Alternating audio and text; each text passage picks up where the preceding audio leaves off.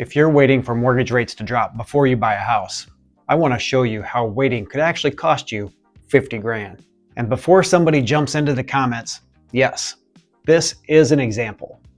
Nobody knows exactly where rates are going to go or where housing prices are going to go, but this is exactly why you need to look at more than just the interest rate.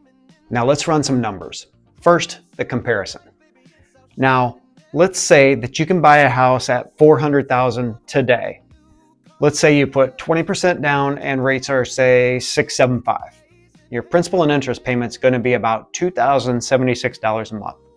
But you decide to wait 2 years because you think rates are definitely going to come down. So let's say you're right. Rates drop 0.5% to 6.25. Sounds like you won. Great work. Not necessarily.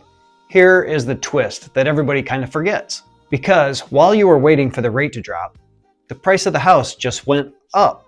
Using roughly 3% annual appreciation, that $400,000 house is now worth about $425,000. And because you're borrowing money, your payment at that lower interest rate is actually about $2,090. Now that's only $14 more a month than the higher rate. You waited 2 years for a lower rate and ended up with basically the same payment. The bigger issue, your net worth. The net worth is where it's at. This right here, the equity section, 5 years from today, that person who bought now has owned the house for 5 years.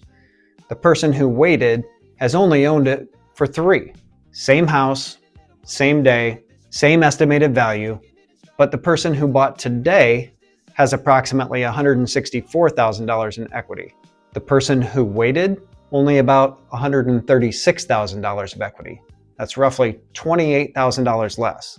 But what they also missed was about $24,000 of appreciation while they were waiting. Put those two numbers together and you're looking at roughly 50 grand. Now, am I saying everybody should run out and buy a house today? Absolutely not. Buying needs to make sense for your income, for your budget, and for your life. But if the only reason you're waiting is because you're convinced a lower interest rate is going to make the house cheaper, run the numbers first. Because you can potentially refinance an interest rate later. You can't go back in time and buy the house at today's price. The rate matters, but the numbers don't lie, and waiting has a cost too.